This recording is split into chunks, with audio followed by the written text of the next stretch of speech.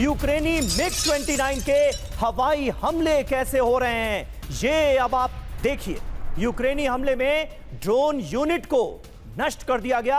MiG-29 के जरिए इस एयर स्ट्राइक को अंजाम दिया गया।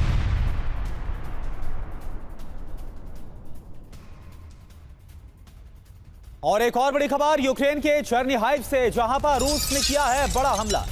रूस ने गिरान 2 ड्रोन से अटैक को अंजाम दिया। यूक्रेनी सैन्य पोस्ट को कैसे ध्वस्त किया गया, ये तस्वीरें आप देखिए।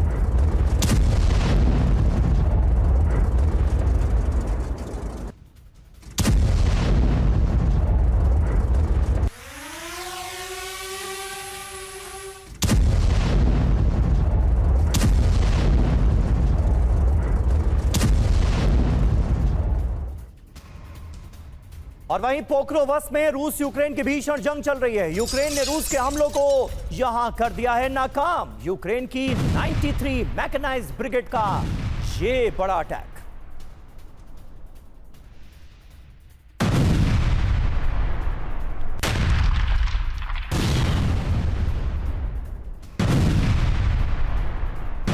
ये तस्वीरें आपको दिखा रहे हैं किस तरह से यूक्रेन की तरफ से ये बड़ा हमला अंजाम दिया गया। यूक्रेन ने रूस के हमलों को नाकाम करने का दावा किया है। पोक्रोवस्क में रूस यूक्रेन के बीच भीषण जंग का सिलसिला जारी है। 3 बड़ी खबरें तस्वीरों के साथ आपके सामने हैं।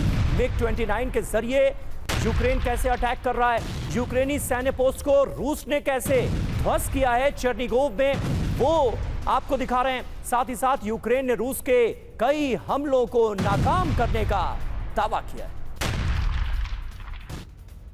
और एक और बड़ी खबर, रूस और यूक्रेन में जंग और ज्यादा विध्वंसक हो गई है। दोनों तरफ से बारूदी प्रहार जारी है। 24 घंटे में 154 जगह भीषण अटैक को अंजाम दिया गया।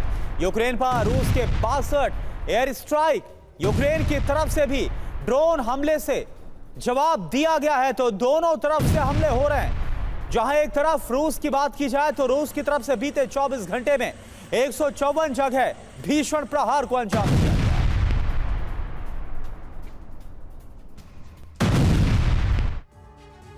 तो वॉर जोन में बारूदी प्रलय आया हुआ है। पुतिन की यूक्रेन विजय के आसार हैं। बड़ी खबर यह है कि 24 घंटे में 154 जगह भीषण युद्ध चल रहा है। यूक्रेन के 14 शहरों पर 600 से ज्यादा हमले किए हैं रूस ने एक क्रूज मिसाइल से भी बड़ा प्रहार किया है। सिवेट से खबर है कि रूस ने यहां पर 4 हवाई हमले किए हैं। पूरी डिटेल आपके सामने मौजूद है।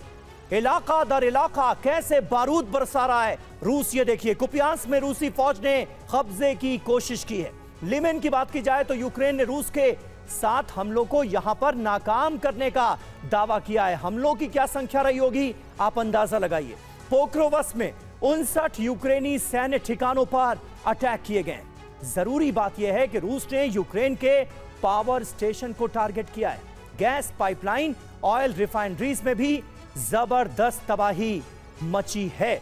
मनीष झा हमारे साथ मौजूद हैं। मनीष, क्या ताजा अपडेट आपके पास आ रही है और रूस के इरादे क्या नजर आ रहे हैं? यूक्रेन जिस तरह से ऑयल रिफाइनरीज को निशाना बना रहा था, उसको उसी के अंदाज में जवाब दिया जा रहा है क्या, बड़ी मंशा के साथ? देखिए, स्थिति कुछ ज़्यादा गंभीर है और इस बात को खुद यूक्रेन के आर्मी चीफ जनरल सिरिस्की ने एडमिट किया है कि बहुत मुश्किल के साथ कुछ जगह पर यूक्रेनी सेना रूसी सेना को रोकने में कामयाब हुई है, लेकिन ज़्यादातर जगह पर स्थिति बहुत ही डिफ़िकल्ट है। ये मेरे शब्द नहीं है, ये यूक्रेन के आर्मी चीफ के शब्द हैं, जब उन्होंने अभी जो वॉर जोन में क्या चल रहा है इसकी स्टेटस प्रेसिडेंट जेलेंस्की को दी है।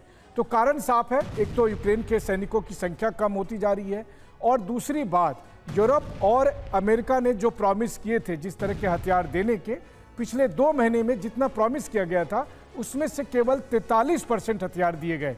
तो 57% हथियारों की यूं ही कमी है, और ऐसी स्थिति में बहुत मुश्किल हो रहा है रूसी सेना को आगे बढ़ने से रोकने के लिए। कुछ इलाकों के आपने नाम दिए, और मैं आपको बताऊं कि हालत यह है कि डोनेट्स्क इलाके में कोंस्टेंटिनोवका तक रूसी सेना पहुंच चुकी है। तो पोक्रोवस्क से लेकर कोंस्टेंटिनोवका तक ये हालत है। वहीं दूसरी तरफ रूस की स्ट्रेटेजी है कि ग्राउंड पर भी धीरे धीरे आगे बढ़ना है, और वहीं दूसरी तरफ जो सर्दियां आ रही है, सर्दियों से पहले जो भी बैकअप है उन सबको खत्म करना है। और वो बैकअप न केवल मिलिट्री एसेट्स बल्कि एनर्जी इंफ्रास्ट्रक्चर में, चाहे पावर स्टेशन हो या जो मूव करने वाले जो अगर आप कहें कि जनरेटर या दूसरे और साधन संसाधन, उन सबको भी चुन चुन कर डिस्ट्रॉय किया जा रहा है। तो सर्दियां आम लोगों के लिए दिक्कत होगी, सैनिकों के लिए तो मुश्किल है ही। बिल्कुल मनीष, तो एक खास रणनीति है कि सर्दियों के आने से पहले ही जो एक बड़ी बढ़त है वो हासिल कर ली जाए, इसलिए रूस की तरफ से बड़े हमलों को अंजाम दिया जा रहा है। मकसद क्या है ये भी हम समझेंगे।